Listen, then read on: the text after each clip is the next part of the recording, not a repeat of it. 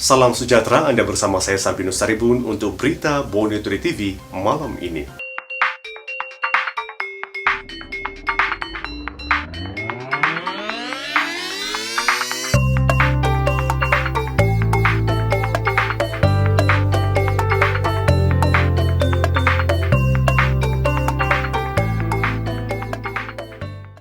Tiada yang akan tercicir menerima bantuan kerajaan Sabah di sepanjang tempoh Perintah Kawalan Pergerakan PKP.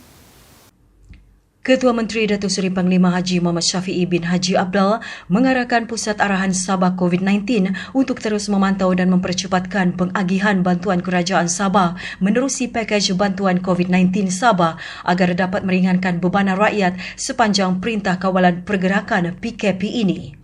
Dalam satu kenyataan, Datuk Seri Muhammad Syafiee berkata, setakat hari ini, seramai 20,157 orang penerima bantuan AM di bawah pakej itu telah menerima bantuan masing-masing sebanyak RM300 seorang dengan jumlah keseluruhan RM6.047 juta. Penerima bantuan anak yatim seramai 2,197 orang telah menerima bantuan sebanyak RM300 seorang dengan jumlah keseluruhan RM659,100. Manakala seramai 14,532 orang penerima bantuan orang tua, bantuan kanak-kanak, ibu tunggal dan bapa tunggal serta bantuan orang kurang upaya dan pesakit kronik telah menerima bantuan mereka masing-masing sebanyak RM300 dengan jumlah keseluruhan RM4.359 juta. Jumlah keseluruhan bantuan bagi kategori ini adalah sebanyak RM11.065 juta melibatkan seramai 36,886 orang penerima. Perbelanjaan bantuan makanan kepada pelajar-pelajar Sabah di Semenanjung Malaysia berjumlah RM189,560 yang melibatkan 2,554 orang pelajar di 33 IPTA dan IPTS telah diagihkan melalui Pejabat Perhubungan Negeri Sabah Kuala Lumpur. Sejumlah RM500,000 telah disampaikan kepada Universiti Malaysia Sabah UMS untuk bantuan kepada pelajar yang berada di kampus Induk Kota Kinabalu serta kampus-kampus Labuan dan Sandakan. Sebanyak 17 pusat kuarantin di Sabah yang menempatkan 2,076 orang telah menerima bantuan perbelanjaan bantuan makanan berjumlah RM91,440. Di pusat kuarantin sementara, kanak-kanak jalanan dan gelendangan pula yang menempatkan 20 orang perbelanjaan bantuan makanan berjumlah RM2,354 telah disalurkan. Sehingga kini jumlah keseluruhan bantuan bagi kategori ini adalah sebanyak RM93,794. Jumlah ini akan bertambah dari masa ke semasa tertakluk kepada bilangan pesakit dalam pemantauan atau Person Under Investigation PUI yang ditempatkan di pusat-pusat kuarantin di Sabah. Setakat ini, 22 orang pesakit COVID-19 telah menerima bantuan masing-masing berjumlah RM11,000. Bagi seramai 188 orang pesakit COVID-19 akan menerima bantuan masing-masing sebaik sahaja maklumat akaun bank pesakit diperolehi. Bagi kategori miskin dan miskin tegar, 410 orang telah menerima bantuan masing-masing dengan jumlah sebanyak RM205,000. Sebanyak 12,678 orang penerima bantuan sedang dalam proses pembayaran dengan jumlah RM6.339 juta. Bantuan berbentuk makanan telah disampaikan terus kepada ketua keluarga di 60 kawasan DUN yang melibatkan 108,632 ketua isi rumah dengan nilai bantuan berjumlah RM10.86 juta. Pemberian bantuan makanan ini sedang berjalan dan dalam proses pengagihan di seluruh pelosok negeri Sabah. Sumbangan khas sebanyak RM1 juta kepada setiap agensi telah disampaikan pada 30 Mac lalu kepada 8 agensi barisan hadapan di Sabah iaitu Jabatan Kesihatan Negeri Sabah, Jabatan Imigresen Angkatan Tentera Malaysia, Kastam Angkatan Pertahanan Awam Malaysia, Polis Diraja Malaysia, Rela dan Eskom. Pembayaran bantuan kewangan masih berterusan di mana sebahagiannya sedang dalam proses pembayaran kepada penerima yang layak. Begitu juga dengan pengagihan bantuan makanan. Tiada yang akan terpinggir daripada menerima bantuan daripada Kerajaan Sabah sama ada golongan miskin, miskin tegar, B40 maupun pelajar institusi pengajian tinggi. Bantuan yang disumbangkan melalui pakej bantuan COVID-19 Sabah bersifat menyeluruh dalam membantu meringankan bebanan rakyat di peringkat akar umbi yang kini terkesan susulan penguatkuasaan Perintah Kawalan Pergerakan PKP. Selaras dengan itu, usaha membantu pelajar diteruskan dengan penyaluran sumbangan RM500,000 kepada Universiti Malaysia Sabah UMS untuk dimanfaatkan oleh 6,236 orang pelajar yang masih berada di kampus kediaman atau menetap di rumah sewa di luar kampus di seluruh negeri ini. Menteri Pelajaran dan Inovasi Datuk Dr. Yusuf Yaakob berkata sumbangan ini merupakan komitmen kerajaan dalam membantu meringankan beban UMS untuk menyediakan bantuan makanan kepada pelajar. Sejumlah RM100,000 turut disumbangkan oleh Perbadanan Pinjaman Sabah kepada tabung dana COVID-19 UMS. Dan oleh kerana bilangan di UMS ini begitu besar, hampir mencecah 6,000 orang yang terkandas dengan PKP ini, jadi kita ingin memastikan bahawa pelajar-pelajar ini dapat bantuan, tidak ada masalah. So itu kerajaan negeri yang berhormat telah mengarahkan saya dan juga semua pegawai untuk membantu pelajar-pelajar ini. Yang berada di UMS dan juga yang ada di Sabah ini kita tidak kira. Semua ada dia pelajar Sabah, pelajar daripada Semenanjung, di Sarawak dan juga luar negara. Beliau berkata demikian selepas majlis penyerahan sumbangan dana bantuan makanan kepada pelajar UMS daripada kerajaan negeri di sini hari ini.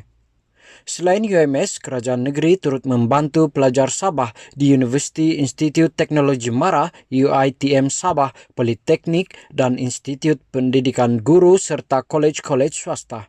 Sejak PKP dilaksanakan 18 Mac lalu, kerajaan negeri melalui kementeriannya turut membantu menyelesaikan masalah pelajar yang terkandas di lapangan terbang. Setakat ini kita telah menyalurkan hampir 200,000 bantuan untuk pelajar-pelajar Sabah yang ada di Sarawak, di Semenanjung dan yang berada di mana saja. Kita juga monitor ataupun memantau sebarang masalah pelajar-pelajar dan case by case yang dilaporkan kepada kita untuk kita selesaikan. Kemudian kita juga akan menyampaikan bantuan case by case kepada yang lain-lain, terutama sekali universiti swasta yang ada di Sabah. Dan inilah komitmen kita. Jadi saya berharap atas keprihatinan yang berhormat Ketua Menteri, Kerajaan Negeri Sabah dan juga Kementerian dapat meringankan masalah ini. Dan kita minta para pelajar bersabar dan ikut peraturan yang ada sehingga selesai arahan Perintah Kawalan Pergerakan ini, PKP ini. Dan kita yakin kalau semua memberi kerjasama, terutama sekali kepada pelajar yang ramai ini, baik di Sabah, di Sarawak dan juga di Semenanjung, kita yakin kita dapat mempercepatkan proses kawalan COVID-19 di Malaysia ini. Turut hadir dalam majlis itu adalah Setiausaha Kerajaan Negeri Datuk Safar Untung dan Naib Chancellor UMS Prof. Datuk Dr. Taufik Yap Yun Hin dan Pengerusi Perbadanan Pinjaman Sabah Datuk John Koo. Golongan yang terjejas seperti golongan ibu tunggal, orang kurang upaya, warga emas dan golongan miskin terus diberi keutamaan dalam penyaluran bantuan. Siang tadi, bantuan berupa makanan asas keperluan harian disalurkan kepada penghuni PPR Sri Rugading Tuaran. Penyampaian disempurnakan Timbalan Ketua Menteri Sabah merangkap Ahli Parlimen P170 Tuaran, Datuk Seri Panglima Wilfred Madius Tangau. Menurutnya, selepas ini bekalan akan disalurkan lagi di beberapa kawasan lain bagi mengurangkan bebanan mereka yang terjejas ekoran Perintah Kawalan Pergerakan PKP bagi pencegahan COVID-19. Walaupun kerajaan telah membuat keputusan untuk menghapuskan sewa selama 6 bulan, dan sebab itu penduduk di PPR ini ada saving sedikit ya untuk pembelanjaan semasa COVID-19 ini. Tapi kita dapati masih lagi ada yang memerlukan bantuan makanan. Dan kita telah meminta blok-blok untuk pasti mereka yang menghadapi masalah bekalan makanan ini, dan hari ini kita telah menghantar sedikit makanan, besok ada sedikit lagi yang kita akan hantar Dalam pada itu, penduduk PPR Seri Rugading berterima kasih atas bantuan yang diberikan. Dengan adanya bantuan ini kami bersyukurlah mendapat satu kelegaan, berita gembira dari beliau dengan sukarela membantu kami di sini. Sepanjang peta pergerakan awalan pergerakan ini mendatangkan kerumitan pada kami untuk membeli barang keluar. Dengan adanya bantuan ini kami bersyukurlah dan terima kasih kepada YB Madius. Apa yang diberikan oleh DSP boleh meringankan beban kepada keluarga yang betul-betul memerlukanlah. Dan di sini ada beberapa wakil ketua blok dorong akan agihkan mengikut keperluan yang betul-betul perlu. Sementara itu, Madius juga memberi jaminan bahawa bekalan air di PPR Seri Rugading juga mencukupi sepanjang PKP. Dan kita juga telah membuat pemantauan ya, dari pejabat daerah, tuan pegawai daerah telah mengetuai pasukan untuk memantau, memastikan supaya bekalan air di Taman Seri Rugading ini yang selama ini memang menghadapi banyak cabaran dari segi bekalan air.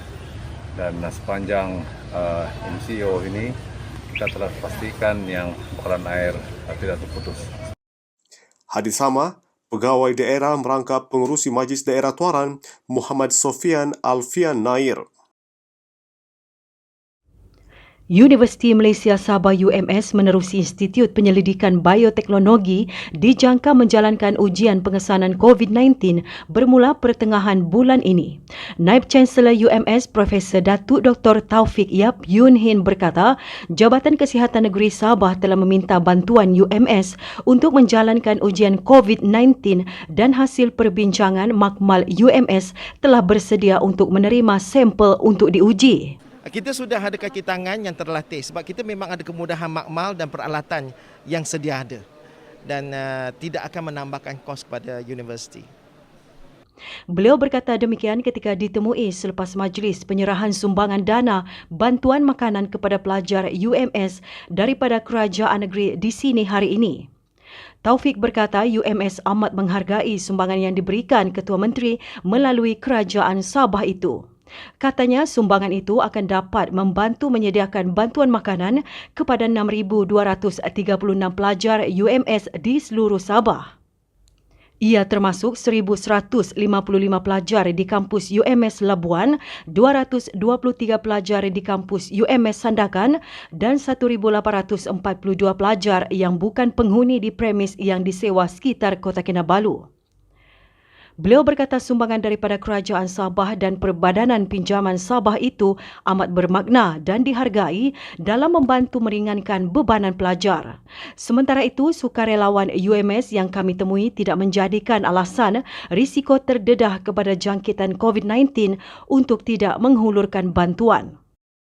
Beras buat masa ni alhamdulillah kita dapat bekalan boleh kata dalam 3 hari sekali macam tu, 4 hari sekali. Jadi kami pun agihkan beras tu mengikut jumlah pelajar yang ada di rumah tu, macam kalau 4 orang cukup setakat 5 kilo saja ataupun bawah 4 orang ahli rumah kita bagi dalam 3 ke 2 kilo macam tu. Pelajar ijazah sarjana muda komunikasi yang berasal dari Johor ini berkata, jika berdepan kekurangan bekalan makanan, mereka akan mencari ikhtiar dengan mengagihkan barangan lain yang masih banyak dalam simpanan. Sukarelawan memang kami terdedah, boleh kata memang terdedah sebagai frontliner juga ni. Sebab macam saya sendiri, saya datang daripada luar, saya duduk dekat kolej Diaman luar.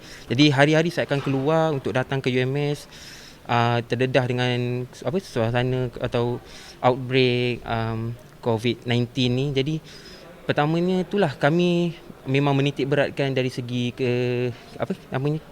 kebersihan lah. Macam setiap kali kami pakai mask, sekali guna terus buang, tukar yang baru. Lepas tu macam halangan dari segi inilah, macam perjalanan kami yang kena macam diperiksa setiap hari untuk memastikan kami ni sihat lah untuk masuk dan selamat untuk berada di dalam lah macam tu. Sementara itu, pelajar ijazah sarjana muda komunikasi berasal dari Kota Marudu, Suhaiza Abdul Muiz, 22 tahun berkata, kekuatan fizikal penting dalam melaksana tugas sukarelawan kerana mereka perlu mengangkat dan mengagihkan barangan seperti beras yang agak berat. Aduan-aduan yang kami terima tidak cukup, kurang bahan kering, sama dong tidak berpuas hati di luar dapat bahan kering, di dalam tidak. Sedangkan itu sudah peraturan. Kami hanya melaksanakan tugas. Kami hanya menerima arahan dari atasan untuk buat benda nih. Suhaiza berharap lebih banyak pihak tampil menghulurkan bantuan bagi memastikan bekalan makanan pelajar mencukupi sekiranya PKP dilanjutkan. Pusat Kuarantin COVID-19 untuk daerah Kota Merudu di SMK Tandek 2 yang kini menempatkan 64 orang dalam kategori pesakit dalam siasatan PUI menerima sumbangan 100 tilam daripada Gabungan Persatuan Cina Sabah FCAS hari ini. Sumbangan disampaikan Presiden FCAS Tan Sri TC Goh kepada Wakil Majlis Daerah Kota Merudu di Pusat Pentadbiran Negeri Sabah PPNS siang tadi. Setiausaha politik kepada Ketua Menteri Francis Au selaku penyelaras sumbangan kepada Majlis Daerah dan Pejabat Daerah Kota Merudu berkata, sumbangan itu amat memberi manfaat kepada pesakit yang ditempatkan di pusat kuarantin itu. Untuk kegunaan person under investigation bagi daerah Kota Merudu, yang mana setakat ini kita mempunyai seramai 64 orang yang dikategorikan sebagai PUI. Mudah-mudahan negatif lah. Bagaimanapun kita tidak boleh mengambil ringan perkara ini oleh kerana ini adalah satu pandemik, satu masalah sejagat yang mana kita harus ambil extra precautions untuk memastikan penyakit ini atau virus ini tidak merebak, yang mana setakat ini tahniah untuk Kota Merudu masih lagi sifar COVID-19 dan kita mau teruskan usaha ini. Jadi sudah tentunya sumbangan tilam pada hari ini sangat membantu kita di Kota Merudu untuk memberi keselesan kepada suspek ataupun PUI ini. Sehingga semalam, 731 orang masih ditempatkan di 25 pusat kuarantin di seluruh Sabah. 66 daripadanya telah dibenarkan pulang. Terdapat satu cubaan dipercayai kumpulan penculik untuk wang tebusan KFR dari negara jiran untuk memasuki perairan Malaysia, namun gagal kerana kawalan yang telah diperketatkan oleh Kawasan Keselamatan Khas Pantai Timur Sabah (ESKOM) dengan kerjasama pasukan keselamatan Filipina. Kerjasama itu untuk memastikan tiada ancaman aktiviti jenayah rentas sempadan semasa penguatkuasaan Perintah Kawalan Pergerakan PKP ketika ini. Sebab kami rasa benda ini kami tidak berdiam diri tetapi meneruskan kawalan juga lah, sebab kita tidak mahu ada pihak-pihak tertentu yang mengambil peluang dan juga mengambil enteng ataupun remeh perkara arahan PKP 2 ini lah. Ketua Pegawai Eksekutif ESKOM Nur Alam Han berkata demikian kepada pemberita selepas menyampaikan bubur lambuk sumbangan ESKOM kepada petugas barisan hadapan termasuk petugas kesihatan, anggota polis dan Angkatan Tentera Malaysia disandarkan semalam. Selain operasi mengawal di perairan, beliau berkata ESKOM terus menjalankan operasi di pusat pemeriksaan daratan di Sapinango dan Kalabakan walaupun terdapat banyak sekatan jalan raya diadakan semasa PKP. Mengenai program berkenaan, Nur Alam berkata inisiatif ESKOM itu sebagai menghargai pengorbanan petugas berkenaan dalam memastikan rakyat terhindar daripada jangkitan COVID-19 semasa penguatkuasaan PKP yang bermula 18 Mac lalu sehingga 14 April ini. 700 anggota Angkatan Tentera Malaysia ATM telah dikerah untuk membantu polis di Raja Malaysia PDRM melaksanakan PKP di seluruh negeri. Panglima Divisyen Kelima Infanteri, Lieutenant General Datuk Muhammad Khair Abdullah berkata jumlah tersebut melibatkan 45 anggota tentera laut di Raja Malaysia dan 30 anggota tentera udara di Raja Malaysia, manakala selebihnya adalah tentera darat. Setakat ini sebanyak 40 sekatan jalan raya dan 17 rondaan telah dijalankan bersama PDRM. Kalau dalam untuk pengurusan COVID ni, kita hanya diberi tugasan adalah untuk membantu je tak? Membantu PDRM yang perlu di Raja Malaysia. Beliau berkata demikian kepada pemberita selepas membuat kunjungan hormat kepada Ketua Menteri Datuk Seri Panglima Haji Muhammad Syafi bin Haji Abdal di Kota Kinabalu siang tadi. Katanya tentera turut menghulurkan bantuan lain kepada kerajaan negeri seperti lori untuk mengangkut barangan kesihatan yang sampai baru-baru ini serta katil digunakan di pusat kuarantin di Likas serta Hospital Queen Elizabeth I. Lieutenant General Datuk Muhammad Khair berkata anggota tentera yang bertugas semasa PKP akan digilirkan dengan anggota baru bermula esok. Pada besok 3 hari bulan, bermula jam 12.30 hari, kita buat enrolment ataupun pertukaran pertama sejak bermulanya PKP ini.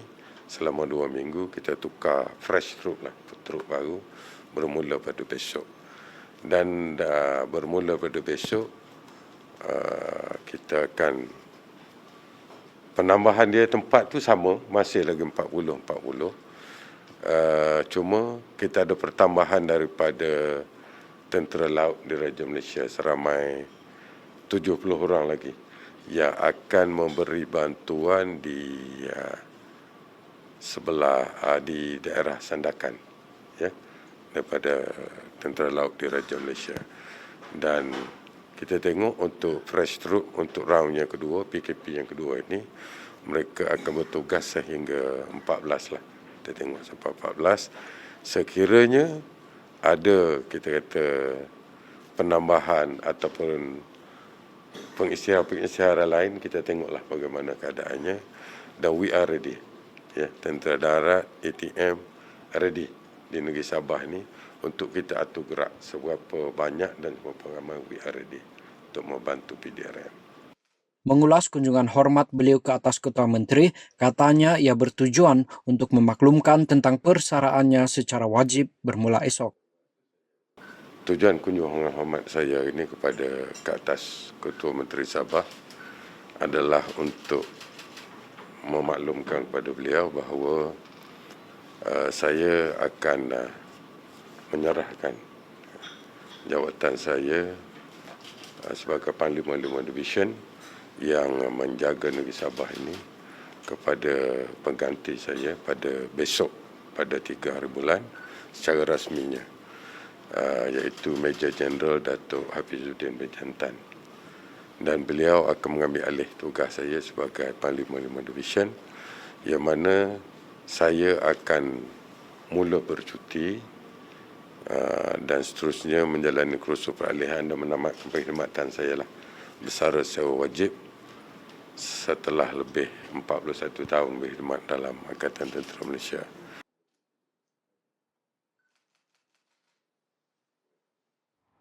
Penularan wabak COVID-19 memaksa prosiding beberapa kes mahkamah dijalankan di pekarangan mahkamah dan bukannya di dalam bilik perbicaraan. Antaranya dalam perbicaraan kes cabul di Mahkamah Session Tawau hari ini. Hakim turut mengarahkan tertuduh, pendakwa raya, petugas mahkamah dan wartawan melakukan penjarakan sosial atau social distancing sepanjang prosiding berlangsung. Difahamkan ia perbicaraan ketiga yang dilakukan di luar bilik bicara Mahkamah Tawau sejak PKP dilaksanakan 18 Mac lalu. Dalam perbicaraan hari ini, seorang lelaki mengaku tidak bersalah atas pertuduhan mencabul seorang remaja perempuan berusia 14 tahun yang juga anak kepada rakannya. Tertuduh Muhammad Amin Abdul Mubin, 33 tahun, didakwa melakukan kesalahan itu di sebuah bilik sewa lorong 6 Taman Amber Park, Tawau pada jam 11 malam 24 Mac lalu. Berdasarkan pertuduhan yang dibacakan, tertuduh didakwa melakukan kesalahan itu dengan menyentuh buah dada sebelah kiri remaja berkenaan.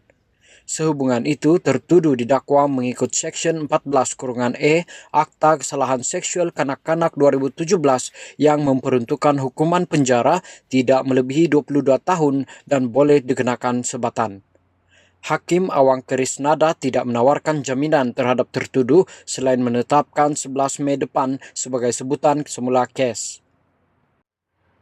Demi kelangsungan hidup, 3 sekeluarga sanggup melanggar PKP untuk mencari lokan sebelum mereka dilaporkan hilang di hutan bakau di Kampung Bukit Payung, Tuaran, 8.40 malam semalam. Bagaimanapun, kesemua mereka bersama 3 rakan lain berjaya ditemukan dalam keadaan selamat oleh pasukan penyelamat pagi tadi. Pusat Gerakan Operasi Jabatan Bomba dan Penyelamat Malaysia Sabah memaklumkan 3 sekeluarga termasuk pasangan suami isteri itu antara 6 mangsa yang dilaporkan hilang sejak 8 malam semalam. Sebaik menerima laporan jam 8.40 malam semalam, pasukan pencari dan penyelamat memulakan operasi sebelum ditangguhkan 10.54 malam. Operasi diketuai penguasa kanan bomba Muhammad Abdul Qawi Abdul Ghaffar bersama 20 orang anggota. Agensi lain yang turut terlibat adalah Polis, Tentera Laut Diraja Malaysia dan Jabatan Pertahanan Awam. Keesokan harinya, 3 mangsa pertama berjaya keluar sendiri dari kawasan hutan bakau pada 9.23 pagi dan telah dijumpai oleh orang awam. Pasukan bomba seterusnya mendapatkan maklumat daripada mangsa untuk menjejaki 3 lagi rakan mereka. 3 lagi mangsa yang dilaporkan hilang itu ditemukan 9.29 pagi pada jarak 200 meter daripada tempat mangsa pertama dijumpai. Kesemua mereka dibawa keluar dari hutan bakau dalam keadaan selamat. Mangsa yang merupakan pasangan suami isteri dikenali sebagai Muhammad Firdaus Emran 32 dan Siti Rosida Siang Ho 24 serta bapanya Siang Ho Pitat 60. 3 mangsa lain adalah Muhammad Zairi Binun 20, Muhammad Hamidun 16 dan Malik 30. Kesemua mangsa diserahkan kepada polis untuk siasatan selanjutnya. Polis Sabah sedang menyiasat video tular di laman sosial yang memaparkan seorang pegawai polis merotan 5 remaja lelaki kerana didapati ingkar PKP di Kunak Rabu lalu. Timbalan Pesuruhjaya Polis Sabah Datuk Mazli Mazlan ketika dihubungi berkata pihaknya menerima maklumat kejadian itu dan mengesahkan tiada laporan dibuat setakat ini. Bagaimanapun beliau berkata pihaknya sedang giat menjalankan siasatan berhubung video terbabit. Katanya berdasarkan maklumat awal, pegawai tersebut dipercayai telah memberi arahan kepada sekumpulan remaja yang sedang lebak di kawasan itu untuk bersurai. Bagaimanapun sebaik pegawai terbabit kembali selepas membuat rondaan di lokasi berasingan, didapati kumpulan remaja itu masih berada di tempat yang sama dan sekali lagi arahan dikeluarkan untuk beredar. Kumpulan remaja itu bagaimanapun tidak mengendahkan arahan itu, malah ketawa. Terdahulu, sebuah video berdurasikan 26 saat berhubung kejadian itu tular di laman sosial sejak petang tadi. Di dalam video berkenaan, seorang pegawai polis dirakam merotan 5 remaja dengan menggunakan sebatang ranting kayu dipercayai kerana degil dan enggan akur arahan pihak berkuasa bersurai di lokasi terbabit. Kejadian itu difahamkan berlaku di Kampung Panji, Kunak berdasarkan papan tanda yang terdapat dalam video tular berkenaan. Sementara itu, Mazli mendedahkan kelima-lima remaja yang terlibat dalam video tersebut dibenarkan pulang ke rumah masing-masing. Saudara, sepanjang Perintah Kawalan Pergerakan, hanya seorang pemandu sahaja dibenarkan untuk kenderaan persendirian, kecuali hal-hal kecemasan. Salbino Saribun, BTTV.